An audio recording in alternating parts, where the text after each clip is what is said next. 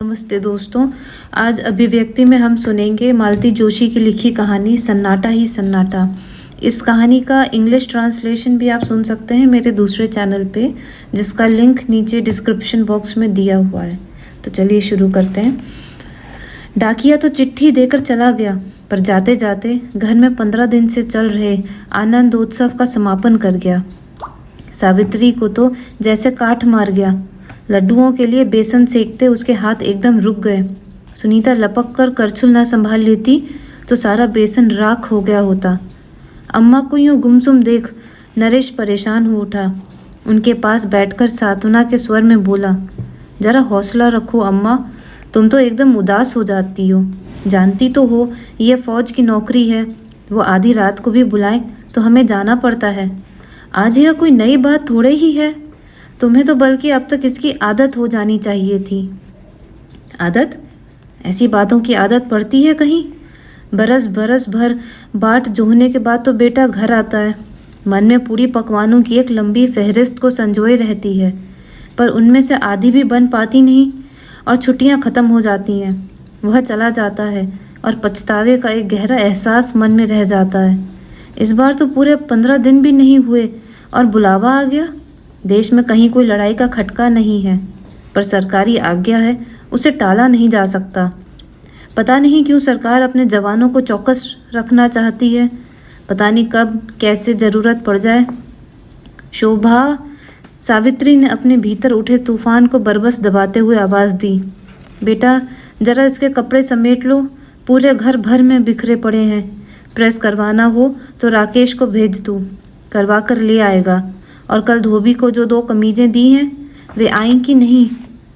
जी कड़ा करके सावित्री अब बेटे की तैयारी में जुट गई, पर उसने देखा कि बहू पर उसकी हड़बड़ी की कोई प्रतिक्रिया नहीं हुई। वह वैसे ही सर झुकाए सामने खड़ी थी। क्या बात है शोभा, उस दिन मुंशी जी ने लॉन्ड्री की रसीद आपको तो नहीं दी? सुनीता के पास है। क्यों? वो जो 2 साड़ियाँ ड्राई क्लीन करने दी थी ना, वे भी मंगा लेती। नरेश जी जा ही रहे हैं तो। ओफो, तुम्हारी साड़ियों की क्या जल्दी है, पहले उसका सामान तो ठीक करो। बहू कुछ देर साड़ी का पल्ला उंगलियों पर लपेटती रही, फिर धीरे से बोली, साथ ही निकल जाती तो ठीक। 15 दिन पीछे बच्चों के स्कूल खुल रहे हैं तो जाना ही है।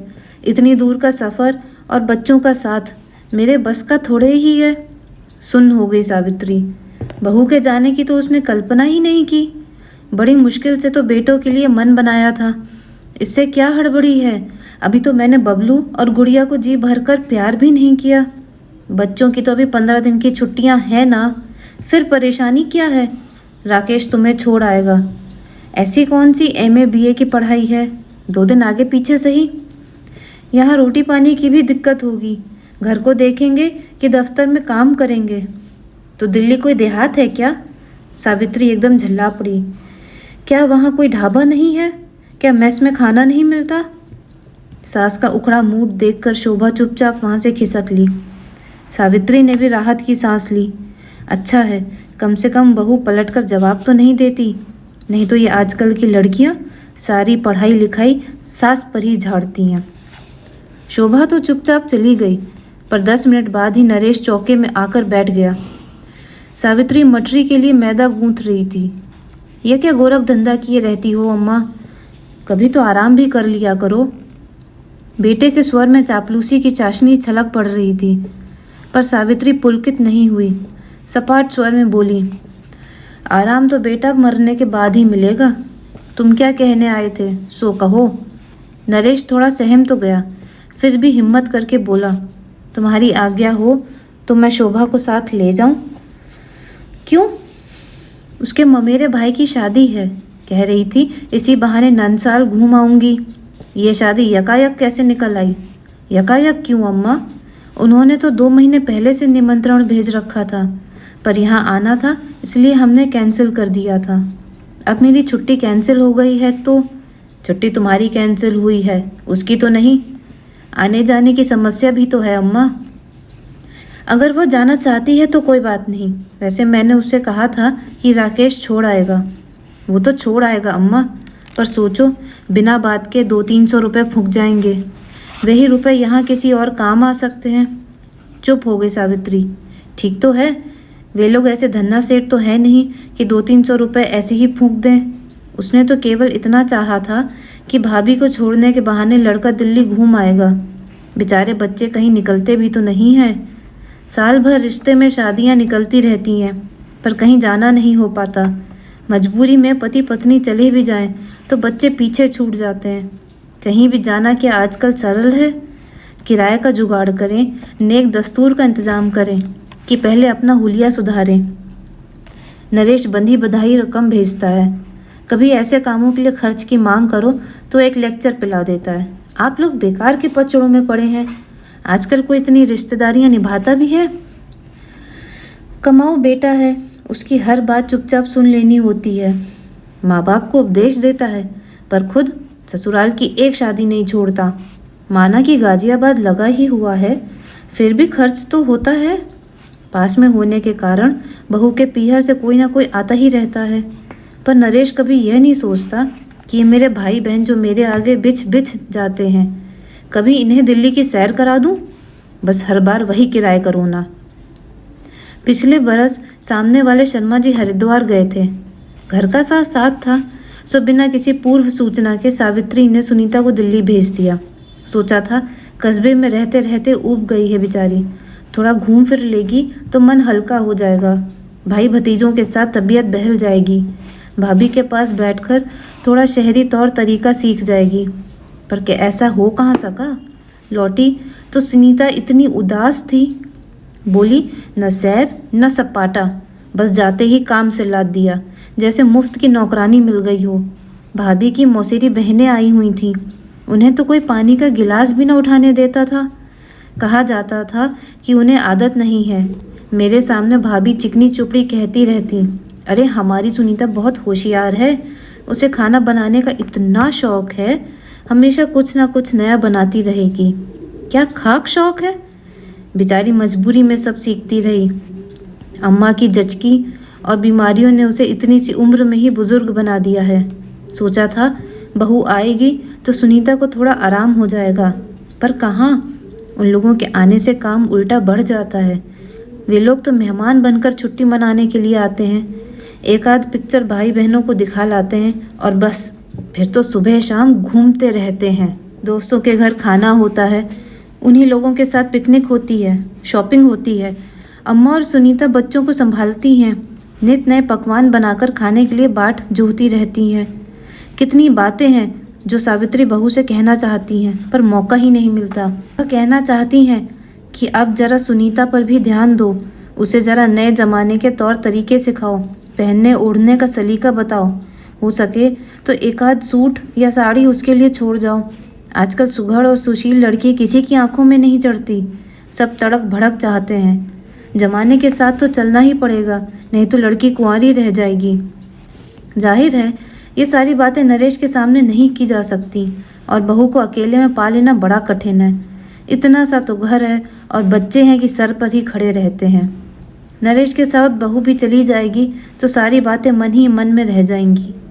यकायक उसे याद आया, कल रात अष्टनाजी एक लड़के का अता पता दे गए थे। फरीदाबाद की किसी फैक्ट्री में काम करता है, लड़का बरेली का रहने वाला है। सावित्री ने वह कागज़ सहेज कर रख दिया था कि नरेश को जाते समय दे देगी।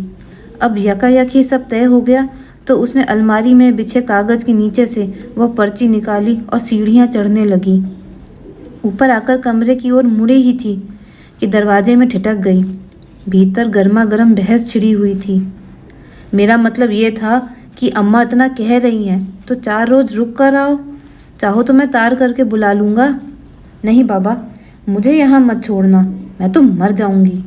क्यों, मरने की क्या बात है? लोग रहते नहीं हैं। लोगों की बात और है भाई, मैं नहीं रह सकती, पर परेशानी क्या है? इतना प्यार करते हैं सब, अम्मा बेचारी तो जान छिड़कती हैं। प्यार व्यार तो सब ठीक है, पर यहाँ काम देखा है, मेरा तो भुरकुस निकल जाएगा। सुबह शाम रोटी बेलते, कपड़े धोते हाथों में छाले पड़ जाएंगे। तुम्हारे बहाने घंटा 2 घंटा बाहर तो निकल जाती थी, तुम्हारे पीछे तो रसोई में दफन होकर रह जाऊंगी। पर तुम्हें ये सब पहाड़ सा क्यों लग रहा है? सुनीता बेचारी भी करती है कि नहीं? ये तो आदत की बात है। खैर काम की छोड़ो, घड़ी भर कहीं लेटने का भी तो ठौर नहीं है। तुम गए नहीं कि इस कमरे में सबकी भीड़ हो जाएगी। दिन भर की किलकिल से मेरे तो कान पक जाते हैं। देखो, मैं तुम्हारी हर बात मान लूँगी, पर मुझे यहाँ रहने के लिए मत कहना। तुम हर महीने यहाँ 500 रुपये भेजते हो। मैं कुछ नहीं कहती, चाहो तो 150 और भेज दिया करना, मैं मना नहीं करूँगी, लेकिन बस। इससे अधिक सुनने का साहस सावित्री में नहीं था। वह चुपचाप सीढ़ियाँ उतर आई। वैसे मन तो हो रहा था कि चीख कर कह दे, नहीं चाहिए तुम्हारे 500 रुपये, अपने पास रखो, हम रूखी सूखी ही खा कर रह लेंगे। पर मुंह उठाकर इतनी बड़ी बात कह देना क्या इतना आसान है? अगर कल को नरेश पैसे भेजना बंद कर दे तो कितनी ही चीज़ें अधर में लटक रह जाएंगी। राकेश की ट्यूशन, महेश के जूते, मुनीश का स्वेटर, सुनीता की साड़ी, बाबूजी का दूध, उसकी अपनी दवाइयाँ, कितनी ज़रूरतें हैं जो उस मनी ऑर्डर से लिपटी रहती हैं। इस कड़वे सच को कैसे नकार दे? चलते समय नरेश की आंखें हमेशा की तरह छलछला आईं तो उसका जी जुड़ गया।